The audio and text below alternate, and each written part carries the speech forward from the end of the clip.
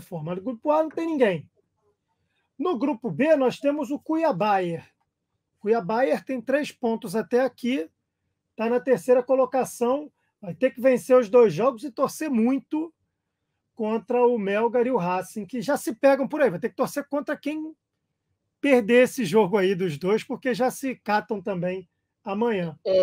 Amigo, assim, eu já vou até acelerar esse papo aí contigo, porque na Sul-Americana, ao contrário da Libertadores, só se classifica um, né?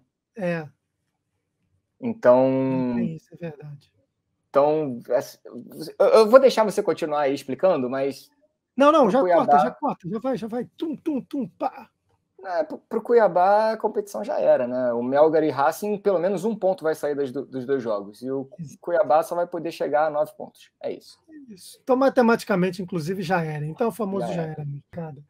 União La Calera, líder do grupo, com 8 pontos. O Santos tem 7. Universidade de Quito, 4. E o Banfield só tem 3. Mas o Santos pega exatamente o líder do grupo. União La Calera. Isso aí, cara, é um looping que nunca mais acaba, tá? É isso. E aí, Raed? Em que prateleira, em que caixinha nós iremos colocar o Santos, hein? Gostaria de colocar o Santos ousadamente já nas oitavas, mas vou ser um pouquinho mais contido, vou botar ele no bem encaminhado. O Santos jogando na Vila Belmiro tem um rendimento acima da média, é um time positivo, que marca lá na frente. Fabian Bustos sabe armar o time para ser um time extremamente ofensivo. E eu acredito que o Santos, jogando as 2 próximas partidas em casa, contra o... Vou até ver aqui as datas.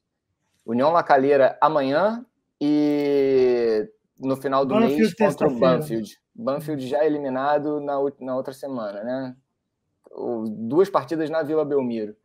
Eu diria que o Santos está bem encaminhado ali. Hoje, já na quarta-feira, muito possivelmente, já tira a primeira colocação do La Calera do grupo. É uma vitória fundamental para a equipe do Santos.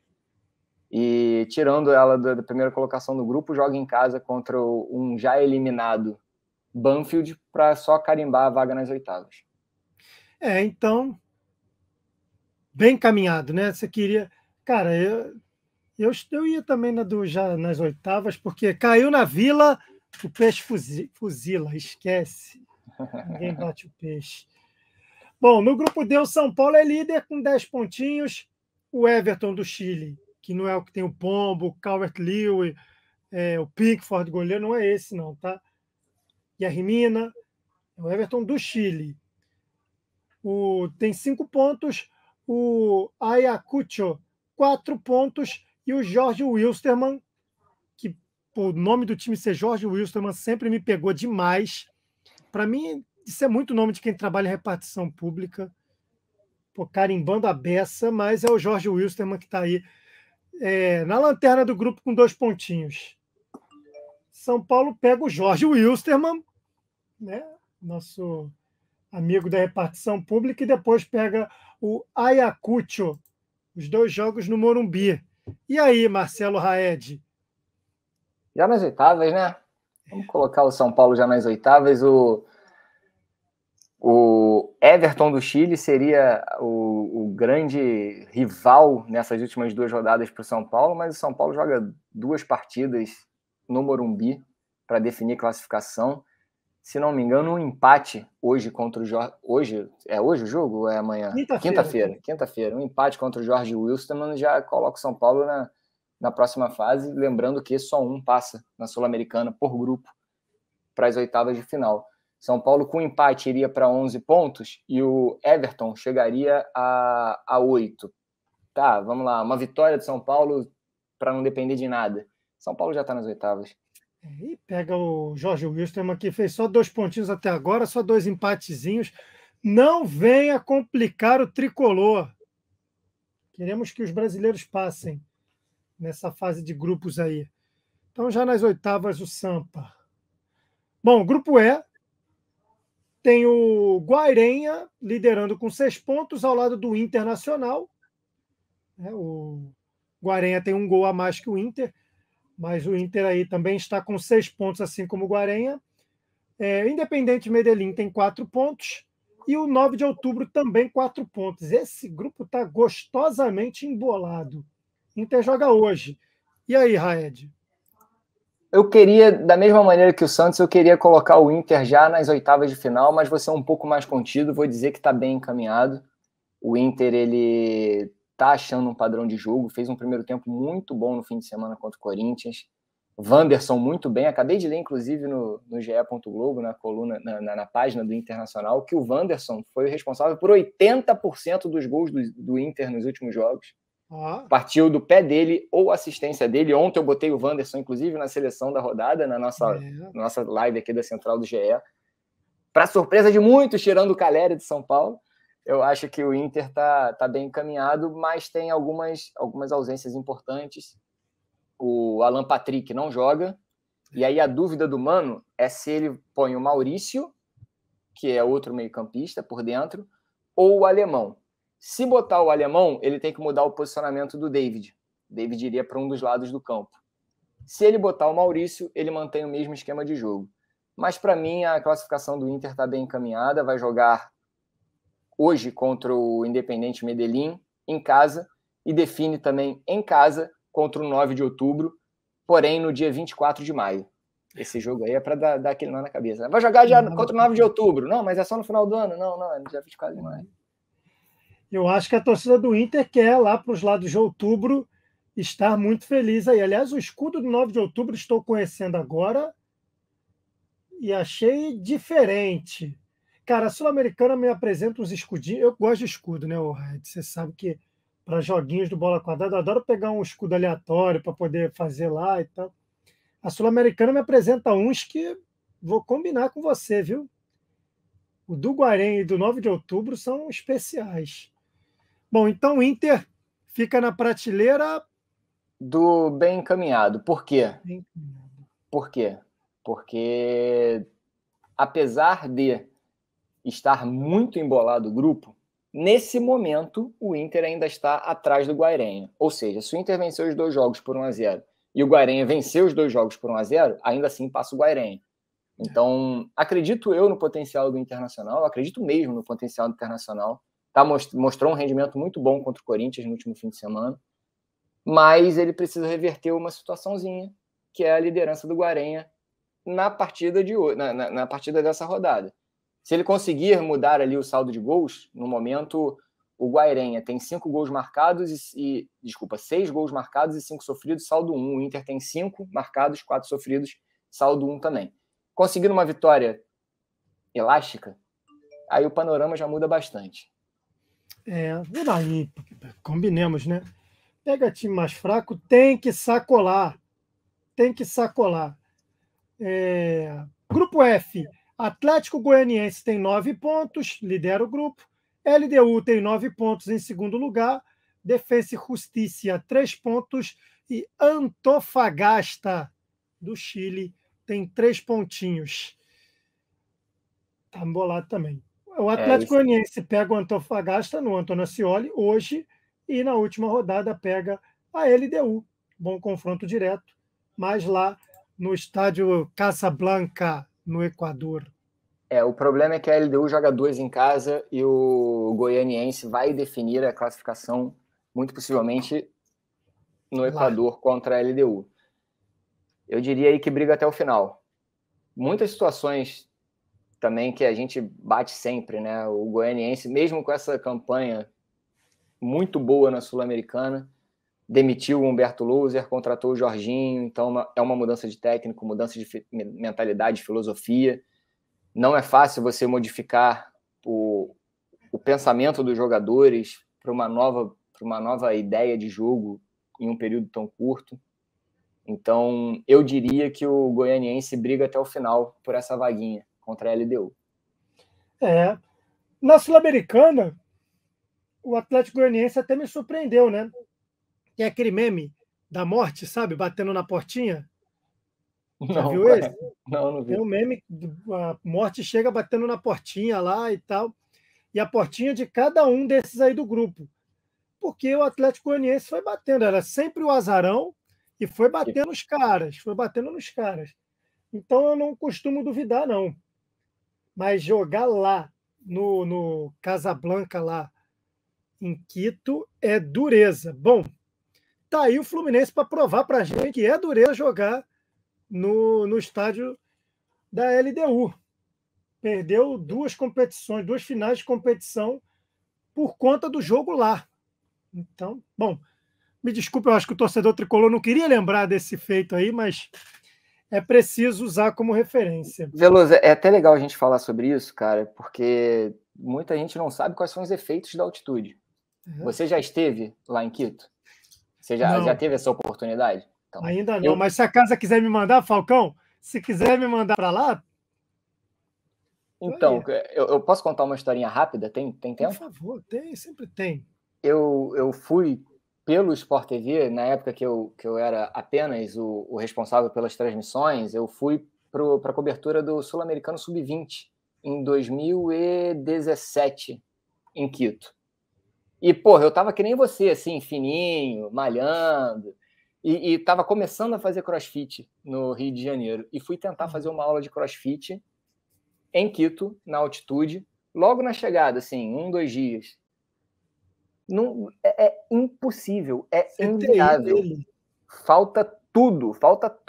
Você tem dor de cabeça, que o pessoal lá chama de sorote, que é a falta de ar para respirar, que o seu corpo acaba colocando muita coisa na cabeça, você não consegue ter ar para respirar. Com 2 semanas de competição, quase, eu fui tentar subir, isso aí já aclimatado, tá? Eu fui tentar subir as escadas do estádio correndo para poder fazer uma participação para a Rádio Globo, e eu quase não consegui falar. Isso aí eu tinha 2 semanas já na cidade de adaptação. Então não é uma coisa fácil jogar na altitude. A atleta de alto rendimento que vai para lá, é muito difícil você conseguir a questão física para poder equivaler lá às plataformas de um jogo de futebol. Então, não é simples. Basta ver que, pô, vamos combinar, né? Nessas aí que eu lembrei do Fluminense, por exemplo, o Fluminense tinha muito mais time. Talvez dos melhores times da história do Fluminense da final da Libertadores. O de 2009, na final da Sul-Americana, não. Tanto que o que lutou no Campeonato Brasileiro foi para não cair, fez uma campanha histórica para não cair. Tudo bem que acabou campeão no ano seguinte, mas o de perder a final da Libertadores foi dureza. E já fui informado aqui que se eu falar novamente de Flu-LDU, vão me derrubar, hein, Raed? Vou cair, hein? Eu não falo mais nada. Pronto, depois de um aviso desse aí, amistoso dessa. Ó, o Ceará está no grupo G com 12 pontos. Independente tem 9 pontos, é o vice-líder do grupo. Laguaira, 1 ponto. E o General Caballero, como é da América do Sul, é Caballero, tem 1 pontinho só também e é o adversário do Ceará no Castelão hoje, 7h15 da noite. Ceará que na última rodada pega o Independiente, ou seja, se comem. E aí, Raed? Então, estou até dando uma olhada aqui na tabela de novo, porque esse aí essa opinião, ela é uma opinião muito difícil, porque não é uma opinião muito difícil. Eu confio bastante no jogo do Ceará, é um jogo ofensivo, é um jogo bonito de se ver. Foi buscar, inclusive, uma reação contra o Flamengo no último fim de semana, contra um time que, tecnicamente, todo mundo sabe que é um time tecnicamente superior, e o Ceará foi impositivo no segundo tempo, conseguiu buscar um resultado contra o Flamengo, nos acréscimos, naquele gol do Nino Paraíba. É um time que, com a chegada do Dorival, deu um passinho a mais no jogo ofensivo, mas joga hoje contra o Caballero, e aí a perspectiva é que o Ceará vença com facilidade, jogando no Castelão. Só que o Independente joga em casa, em Avejaneda, contra o Laguaira, que também tem 1 ponto, junto com o Caballero, são os 2 últimos do grupo. E a projeção é que o Independente também vença, com facilidade, o Laguaira. Chegariam na última rodada para definir uma classificação em Avejaneda, onde, se o Independente vencesse o Ceará na última rodada, pegaria a frente, muito possivelmente no saldo de gols. Então, eu diria que o Ceará briga até o final, não pelo Ceará, mas pelo Independente. Até porque é um time não, mas é um clube, né? O time em si tá aos trancos e barrancos, mas é um clube, pô, não precisa nem falar da tradição dele em competições sul-americanas, né? É o rei de Copas, É né? só o maior campeão, então, assim, esquece. Então é bom ter olho vivo lá com a galera do Independiente da Argentina. No grupo H, nós temos o Fluminense, que está em terceiro no grupo, mas tem União Santa Fé liderando o grupo com 8 pontos, Júnior Barranquilla, 7 pontos, é o segundo, o Fluminense também com 7 em terceiro, e o Oriente Petroleiro está em quarto, que não ganhou de ninguém ainda, e pega o Júnior Barranquilla. E aí dá aquela dificultada no Fluminense aí. Mas, enfim, o Fluminense pega o Santa Fé, que é o líder do grupo no momento. O Fluminense pode passar o Santa Fé se vencer. Quinta-feira, jogando lá, no 15 de abril. A questão do Fluminense aí é a última rodada, que o Barranquilla e o Santa Fé se enfrentam. E o Fluminense joga 2 partidas fora de casa. Essas últimas 2 rodadas do Fluminense são fora de casa. O que eu vi dos últimos jogos do Fluminense com o Fernando Diniz foi algo promissor, assim. Foi uma coisa que me saltou aos olhos, a forma como o Fluminense enfrentou os seus adversários e conseguiu a imposição técnica e tática contra os seus adversários. Mas não dá para dizer que o Fluminense não briga até o final. Porque, por mais que eu ache que o Fluminense vá se classificar, nesse momento a situação do grupo é uma situação um pouco... A perspectiva do grupo é uma perspectiva difícil para o Fluminense. Não, da mesma maneira como eu falei do Ceará, a questão do Fluminense não é o jogo do Fluminense, e sim o que Santa Fé e Barranquilla vão poder fazer nesses próximos 2 jogos. Um pega o outro na última rodada. O Fluminense vencendo hoje o União Santa Fé, ultrapassa o Santa Fé, mas muito possivelmente o Barranquilla vai vencer o Petroleiro, que não fez nenhum pontinho até agora na competição. Então, na última rodada, chegaria o Fluminense em segundo colocado, ou primeiro colocado, dependendo do saldo de gols, contra o Barranquilla, os dois juntos no mesmo número de pontos, e Santa Fé em terceiro, tá? Digamos, a rodada perfeita para o Fluminense o Fluminense vence o Santa Fé, passa o time colombiano, só que o Barranquilla enfrenta o Oriente Petroleiro, que não fez nenhum ponto na competição, então possivelmente também vai vencer. Então seria, nesse momento, a tabela: Fluminense e Barranquilla, Fluminense vencendo, e o Barranquilla muito possivelmente vencendo também. Os dois com 10 pontos e o Santa Fé com 8 em terceiro. Só passa um. E aí o Fluminense decide a última rodada contra o Petroleiro, enquanto o Barranquilla e o Santa Fé se enfrentam para tentar alguma coisa. Acredito no jogo do Fluminense, mas para mim a projeção do grupo é de briga até o final. Portanto, briga até o final aí o Fluminense nesse grupo H. Cobra o fato de ter feito muito pouco no início da competição. Uma hora cobra, né? A conta chega aí. Bom, então ficamos assim para a Sul-Americana em relação aos brasileiros, hein, gente? Já nas oitavas, o São Paulo. Bem encaminhado, Santos e Internacional brigam até o fim. Atlético Goianiense, Ceará e Fluminense. Já era. Eu esqueço que briguei contigo. Cuiabá. O Cuiabá está fora, já era.